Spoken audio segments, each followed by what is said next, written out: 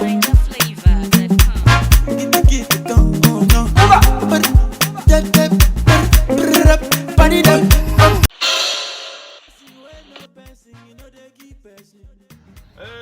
how far my guy? Now, how far? Now you get this phone. Now you get this one. Hey, you're not big guy, but you just stupid.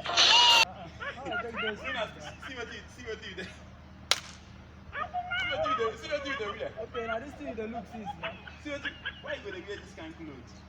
You function you get money. You function you get money for this time, but you don't feel buy clothes. I feel buy you don't get money to buy clothes. I go buy clothes. Wear your clothes. You don't get money to buy clothes. Wear clothes today. Now leave that thing where the talk. Leave that thing where. I mean, you don't get money. I borrow you money. I borrow you money. If I get chance, I will go buy. Chance wait till you talk.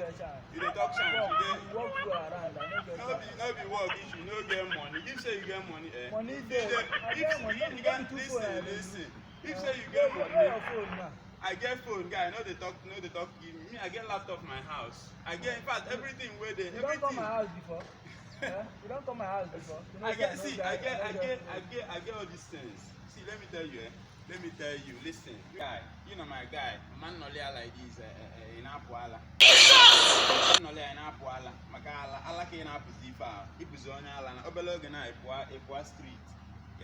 Obelong Junction. Idebempo Junction. Kubala.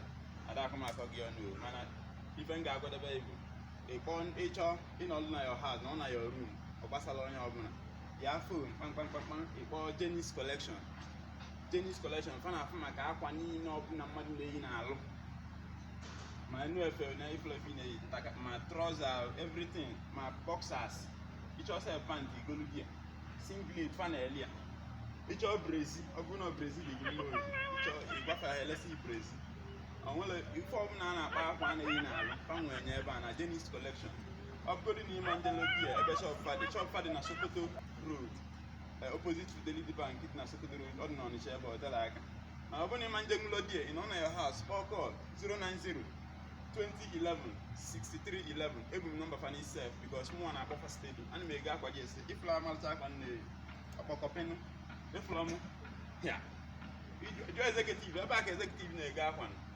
executive nke na art comedy Emma ka afa this guy Lord Zeus